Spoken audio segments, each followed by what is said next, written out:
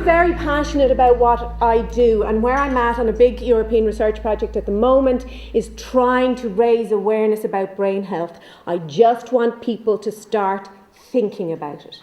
Really nothing more than that. Just start thinking about it. Just start trying to incorporate one thing every day into your life that's good for your brain.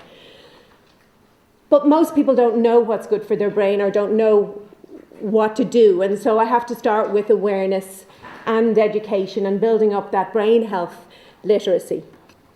So when I started this project, I received funding from the European Commission.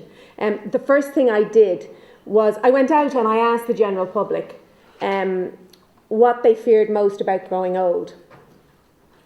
And most of them told us that they feared losing their memory, losing their independence, and that dementia was the disease that they feared most.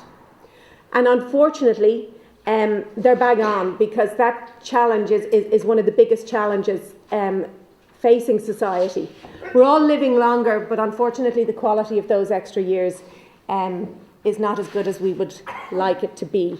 And poor health literacy is associated with lower quality of life, higher rates of disease and higher rates of death, and then in turn increasing healthcare costs, because where prevention could have come in earlier. I'm passionate about the fact that science is for sharing. I work in Trinity College Dublin, one of the great research centres in Ireland, but I see a lot of scientists talking to other scientists at niche conferences about really niche specific areas. The brain can actually remain relatively healthy and function well into old age. In fact, there's another talk I gave where I show some people who've got PhDs in their 90s and master's degrees in their 80s. If it was part of normal aging, then we would all age in the same way. We'd all experience the same decline. Disease is actually the cause of most decline, and with advances in technologies like fMRI scanners, etc., we can now start to see and understand that. There are some issues, like there are with our physical body. We generally become slower, and that happens with our cognitive functioning too. And there is some decline with normal aging in the formation of memories for recent events. So we have to work a little bit harder at learning new information and remembering it. But a lot of those failures are not actually memory failures, they're failures of attention.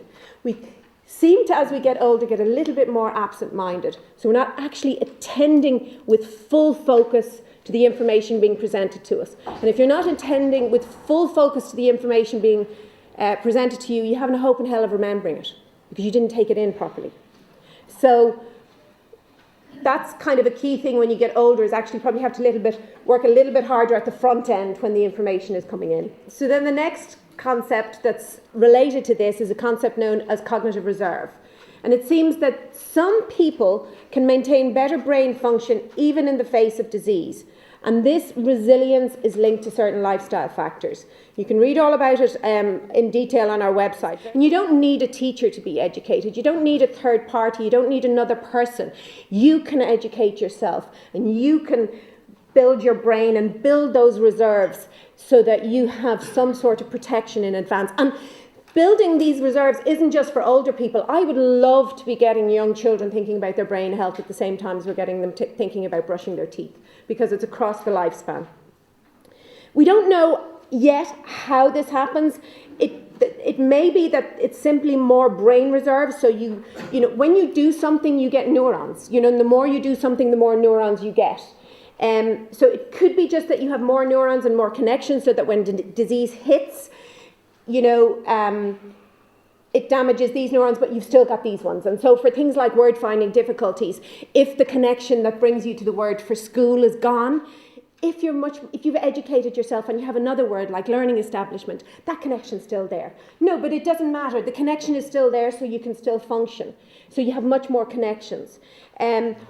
Or it may be that in these people, they have more compensatory processes.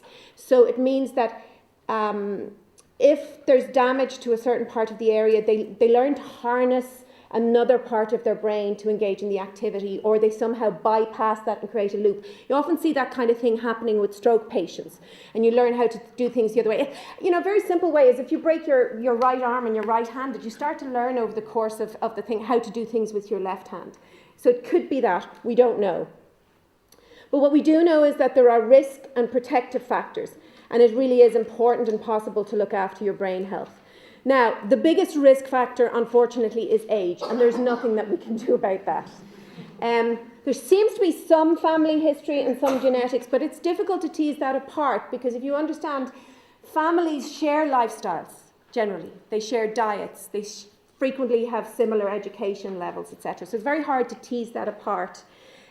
Down syndrome, fortunately, individuals with Down syndrome have a much, much higher risk of developing dementia. Did you know that smoking increases your risk of developing dementia? Excess drinking. No? Well, I mean, that's something that's very prevalent in Ireland. We do a lot of binge drinking, and it's not good for your brain, really. Midlife high blood pressure, if it's not controlled and managed. Type 2 diabetes. Huge increase in your risk for dementia. That's something that I really want to get out there, that message, because I think, you know, if some people knew that, they might be more inclined to control their insulin levels. And then a really, really interesting one, loneliness and social isolation. And that's part of how we're set up as a society here.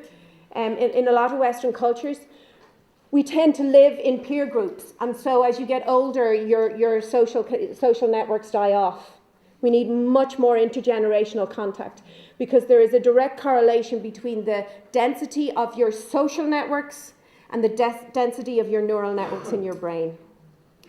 And so we need a flip there, because otherwise, you know, people just get lonely, isolated, and it impacts on their cognitive function. The protective factors are education. Now, a lot of the basic science looks at, I'm just finished, a lot of the I'm sorry, I really do talk too much, I'm very passionate about what I do. A lot of the basic science looks at educational level in terms of a formal education.